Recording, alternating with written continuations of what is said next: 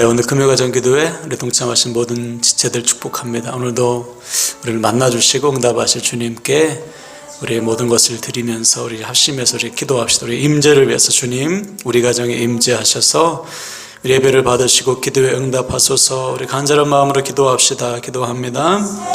하나님 아버지, 당신의 사랑하는 종들을 불쌍히 여겨주시고 오늘도 말씀 속에 우리 찾아오셔서 위로하시고 힘주시고 주님 우리 간절히 부르짖는 기도에 응답하셔서 하나님의 거룩하신 뜻을 이루어 주소서. 우리 오직 주님만을 바라보고 이제 주님만을 의지합니다.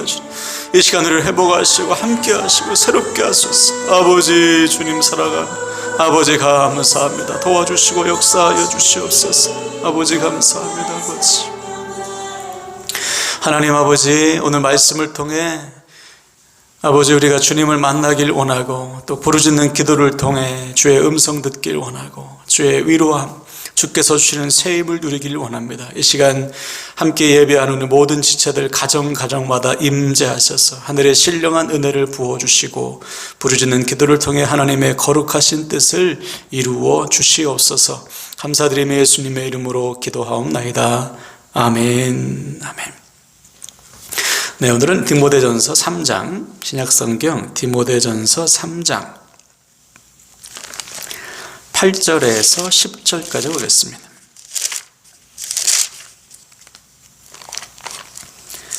신약성경 디모데전서 3장 8절에서 10절 339면이네요. 제 성경책 찾으셨죠? 우리 한 절씩 보겠습니다. 3장 8절에서 10절까지. 이와 같이 집사들도 정중하고 일구이언을 하지 아니하고 술에 임박이지 아니하고 더러운 일을 탐하지 아니하고 깨끗한 양심에 믿음의 비밀을 가진 자라야 할지니 이에 이 사람들을 먼저 시험하여 보고 그 후에 책망할 것이 없으면 집사의 직분을 맡게 할 것이요. 아멘. 아멘. 오늘 금요가정 기도에 동참하신 우리 모든 기도의 종들 축복합니다. 여러분, 기도만큼 우리의 믿음과 인내를 요구하는 것도 아마 없을 거예요. 왜냐하면 기도 응답을 받기까지 이 기도하는 이 시간이, 인내하는 시간이 참 어렵죠. 그러나 기도만큼 확실한 응답의 도구도 없습니다. 하나님은 반드시 우리의 기도에 응답하시기 때문에. 그래서 예레미야 33장 3절을 보면 이렇게 하나님께서 말씀하셨죠. 너는 내게 부르짖으라. 내가 내게 응답하겠고 내가 알지 못하는 크고 은밀한 일을 내게 보이리라. 그렇죠? 우리의 기도에 반드시 응답하시겠다고 우리 하나님께서 친히 약속해 주셨어요.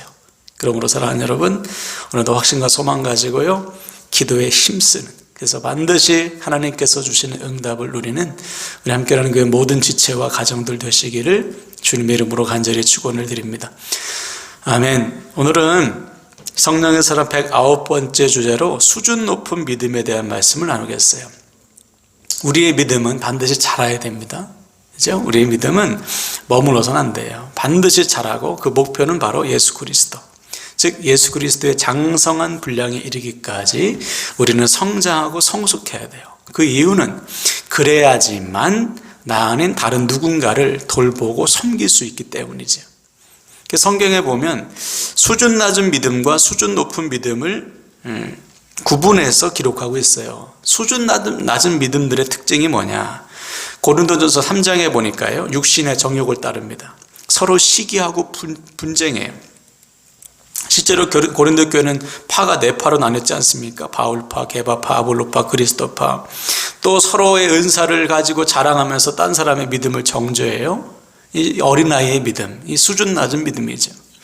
반면에 성숙한 믿음은 로마서 15장에 기록됐듯이 마땅히 연약한 자의 약점을 담당해주는 믿음입니다. 나 안엔 다른 누군가의 믿음을 돌보는 믿음이지요. 또 말 한마디를 하더라도 배려해서 말해요.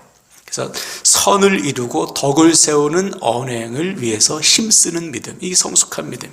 또 바울 스스로 고백하듯이 한 영혼을 위해서 스스로 종된 삶. 그래서 한 영혼을 복음 안에서 낳기까지 해산하는 수고를 감당하는 것, 이것이 바로 수준 높은 믿음입니다. 바로 그 믿음을 통해서 한 영혼이 주님께 돌아오고 주 안에서 바로 서게 되는 것이죠. 그러므로 사랑하는 여러분, 우리의 믿음은 반드시 자라야 돼요. 그래서 누군가를 돌보는 믿음이 되어야 됩니다.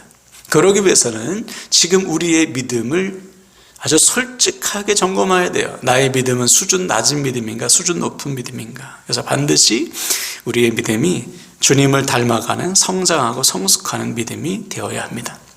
그래서 오늘 본문을 보니까 교회가 세우는 직분자의 믿음의 수준을 말하고 있어요. 하나하나 살펴보겠습니다. 먼저 8절을 보시면 이와 같이 집사들도 정중하고 일구이언을 하지 아니하고 술에 임박이지 아니하고 더러운 일을 탐하지 아니하고. 그렇죠? 오늘 본문은 집사의 직분에 합당한 믿음의 조건, 기본을 말하고 있는데, 먼저 행동이 정중하고, 이것은 절제된 삶으로 믿음의 품위를 지키는 거예요. 믿는 자에 맞게 말하고 행동하는 것이죠. 또 일구이언하지 않고 말과 행동이 다르지 않고, 즉 일치하고, 또 술에 임박이지 아니하고 술을 먹지 않고, 또 더러운 이득을 탐하지 않는 것, 더러운 이득을 위해서 믿음을 잃어버리지 않는 것, 한마디로 말해서 말과 행동에 흠이 없어야 된다는 거예요. 이것이 교회의 직분자 중에 집사로 세워야 될 사람의 아주 기본적인 조건이라는 것이죠. 또 9절을 보시면 깨끗한 양심의 믿음의 비밀을 가진 자라야 할지니, 여기서 깨끗한 양심이라는 것은 주 안에서 거듭난 양심, 믿음의 비밀이라는 것은 믿음의 근본인 복음의 진리, 즉 복음을 믿음으로 거듭난 양심을 가진 구원받은 하나님의 자녀만이 직분을 감당할 수 있다. 한마디로 말해서 구원의 확신 안에서 흔들리지 않는 견고한 믿음의 사람이 직분을 감당해야 된다. 그래서 8절 9절을 요약하면 믿음과 삶이 성숙한 사람이에요. 믿음이 분명하고 믿음이 삶으로 그대로 이어지는 사람, 이 사람이 교회의 직분자로 설 수 있다는 것이죠. 또 그런데 오늘날 교회 안을 보면 이 믿음과 삶에 있어서 자격 미달의 사람들이 얼마나 많은지 몰라요. 자격 미달. 목사도 마찬가지고, 말과 행실이 정결하지 않고 믿음도 분명하지 않은 사람들이 목사직 또 교회의 직분을 감당하는 경우를 심심치 않게 봅니다. 실제로 제가 예전에 전도사 시절에 연말에 이제 당회, 우리 감리교는 당회가 전체 전교인 모임이죠. 직분자 입교인 이상의. 근데 거기서 이제 직분자를 결정하잖아요. 신천 집사, 신천 권사, 또 신천 장로를 결정하는데, 어떤 분이 신천 집사로 이제 추천이 됐어요. 근데 이분이 생각하기에 나는 집사의 직분을 감당해서는 안 돼. 그럴 자격이 안 되는 거예요. 믿음도 그렇고 삶도 그렇고. 그래서 정중하게 반려했어요. 근데 교회에서는 그냥 집사의 직분을 줘버린 거예요. 당회 때 교회가 결정한 거니까 받으라. 물론 이것도 조금 이해는 할 수 있죠. 직분을 받아서 또 믿음에 대한 열정과 또 책임감이 갖게 하는 것, 그렇게 해석한다면 그럴 수도 있어요. 그런데 문제는 뭐냐면 직분을 주면서 일정 액수의 헌금을 강요한 거예요. 집사는 얼마, 권사는 얼마, 장로는 얼마, 교회에다 헌금해라. 그 말을 들은 이 성도님이 화가 난 것이죠. 그래서 교회가 이래도 되느냐? 가족들을 데리고 교회를 떠나신 사건이 있었어요. 여기서도 볼 때 교회가 직분을 남발하는 것이죠. 자격이 안 되는데 직분을 주고 또 헌금을 강요한다. 이것은 교회가 직분에 대해서 전혀 모르고 있는 거예요. 직분은 여러분 아무나 받는 것이 아닙니다. 직분은 무거운 멍에예요. 책임감이 따르고요. 나중에 반드시 하나님께서 셈하시는 거예요. 왜 그런가? 직분은 교회를 그리고 주님의 양을 돌보는 사람이기 때문에. 자격이 없는 사람 딱 세워놓으면요, 교회가 무너져요. 자격이 없는 사람에게 양들을 맡기면 양 다 잃어버립니다. 반드시 최소한의 자격을 갖춘 사람, 믿음과 삶에 있어서 자격이 되는 사람이 교회와 주님의 양들을 맡아야 되는 것이죠. 그래서 10절을 보세요. 이에 이 사람들을 먼저 시험하여 보고 그 후에 책망할 것이 없으면 집사의 직분을 맡게 할 것이요. 그렇죠? 믿음이 있고 삶이 깨끗하다고 해서 다 줘서는 안 된다. 반드시 그들을 시험해봐라. 그 후에 책망할 것이 없으면 맡겨라. 여기서 시험하고 책망한다는 것은 교회 공동체가 인정하는 것. 교회 공동체가 저 사람은 맡아도 돼, 직분자야, 이렇게 인정하는 사람만 직분을 맡기라는 거예요. 그래야 한 영혼이 주 안에서 바로 서고 몸된 교회가 든든히 서기 때문에. 한 번은 교회에 우편물이 와서 보니까 그 중에 팜플렛이 우편물 속에 이렇게 숨겨져 있어요. 팜플렛을 보니까 제목이 목회자 속성 코스라는 제목이 붙어 있어요. 목회자를 어떻게 속성으로 만드나 봤더니 1년에 4학기, 2년 만에 신학과 졸업, 일주일에 하루 영상 수업. 그러니까 일주일에 하루 영상 수업해서 1년에 4학기를 듣는데요. 그러면 2학년이 되는 것이죠. 그래서 8학기, 2년 만에 4년의 정규 과정을 마치게 한다. 그것을 보고 제가 한번 생각해 봤어요. 2년 만에 하루에 한 번씩 수업 듣고 2년 만에 졸업해서 목사 안수를 받는 사람이 과연 목사직을 수행할 수 있을까? 더 심한 경우는 6개월 코스도 있대요. 6개월 만에 후딱 배우고 안수받고 목사하는 거예요. 절대로 불가능합니다. 보통 정통 교단의 교단의 경우 목사가 되기 위해서는요, 최소 10년이 걸려요. 우리 감리교단의 경우는 4년의 대학교 과정, 또 2년 또는 3년의 신학대학원 과정, 그리고 3년의 수련 전도사 과정을 거쳐야지만, 수련 전도사 과정 거칠 때도 매년 논문 쓰고 시험을 봅니다. 성경시험, 신학시험을 봐서 통과한 사람 최소 10년이 걸려야, 가장 빠른 코스가 10년인데 그렇게 걸려야 안수를 받아요. 근데 어떻게 6개월 배우고 2년 배우고 목사가 됩니까? 10년 동안 학문을 배우고 수련을 해도 제대로 된 목회를 할까 말까인데 어떻게 이것이 가능하냐 말이에요. 참 그것을 보고 좀 답답했어요. 자격을 갖추지 않는 사람이 목사가 되는 것만큼 무서운 게 없습니다. 자격을 갖추지 않은 목회자가 목사가 되는 순간 교회의 무능력, 영적 타락으로 이어지기 때문에요. 그러므로 사랑하는 여러분, 오늘 말씀을 통해 우리는 우리의 믿음과 삶을 점검해야 돼요. 또 직분자들이 계시다면 나의 직분을 돌아봐야 돼요. 물론 우리 중에 직분을 성실하게 감당하는 분도 계시고, 또 앞으로 우리 직분을 받을 분도 계시는데, 여러분, 직분을 두렵게 여겨야 됩니다. 직분은 주님께서 우리에게 맡겨주시는 거예요. 주님의 양들을, 주님의 교회를, 우리를 믿고 맡겨주시는 겁니다. 그러므로 자격이 안 된 사람이 맡아서는 안 됩니다. 반드시 합당한 믿음과 삶으로 교회가 인정하는 사람이 직분을 감당할 때 그 교회가 든든히 서는 것이죠. 그러므로 사랑하는 여러분, 직분을 두렵게 여기시고 반드시 직분에 합당한 믿음과 삶으로 교회와 하나님 나라를 위해 헌신하시길 축복합니다. 그때 하나님 반드시 우리를 통해 교회를 세우시고 이 땅에 하나님의 나라를 이루어 가실 줄로 믿습니다. 아멘. 그래서 서로에게 이렇게 축복하고 말씀을 마치겠어요. 수준 높은 믿음으로 쓰임 받읍시다. 수준 높은 믿음으로 쓰임 받읍시다. 아멘. 이 시간에 결단하며 기도합시다. 주님, 우리의 믿음과 삶이 날마다 성장하고 성숙하게 하소서. 그래서 직분에 합당한 믿음과 삶으로 하나님께 귀하게 쓰임받게 하여 주시옵소서. 우리 결단하며 기도합시다.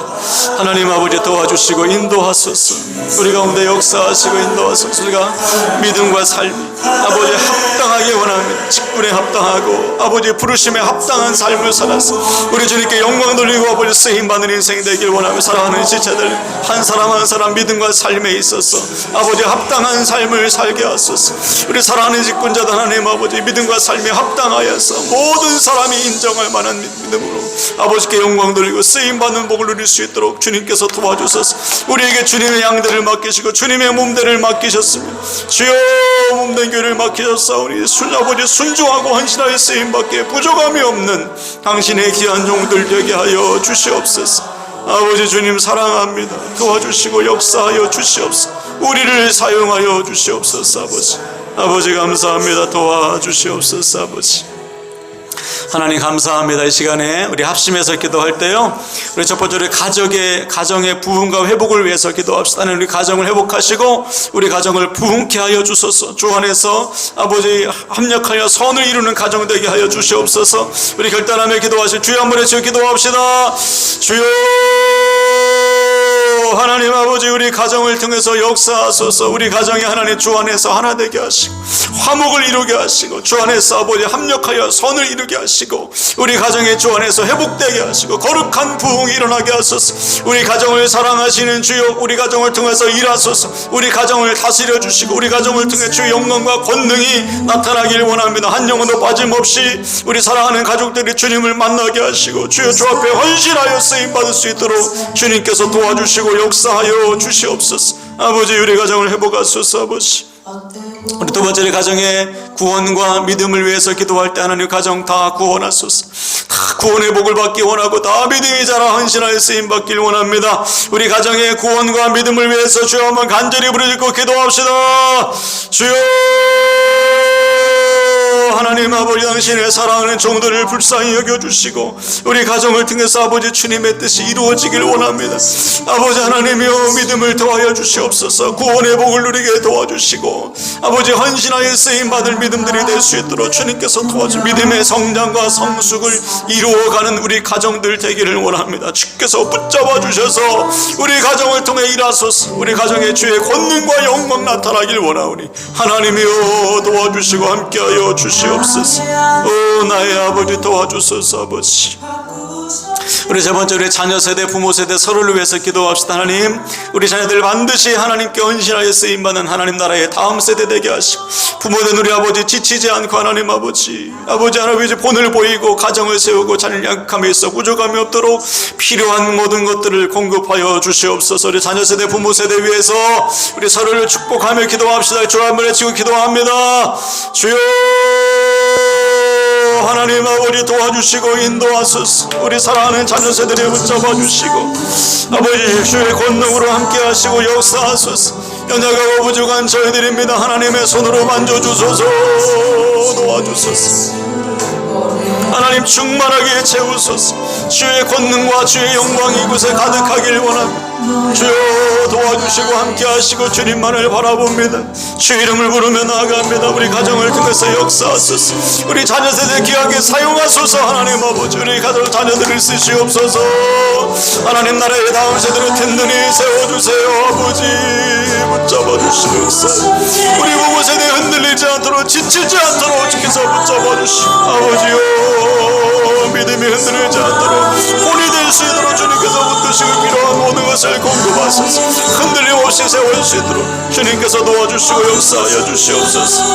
아버지 하나님 도와주시고 인도하소서. 아버지 도와주소서. 아버지 우리 다음으로 우리 사랑하는 우리 지체들과 우리 품은 영혼들을 위해서 기도합시다. 하나님 우리 사랑하는 지체들 강복장의 목원들 서로의 믿음과 삶을 위해서 중보할 때 아버지 도와주셔서 흔들림 없이 하시고 잃어버리지 않게 하시고 하나님 믿음에 든든히 서게 하시고 품게 하시는 우리 태신자들의 믿음과 아버지 구원을 위해서 기도하는 주여 반드시 구원의 복을 누릴 수 있도록 역사하소서. 우리 지체들과 품은 영혼들의 구원과 믿음을 위해서 우리 주여 한번 외치고 기도합시다. 주여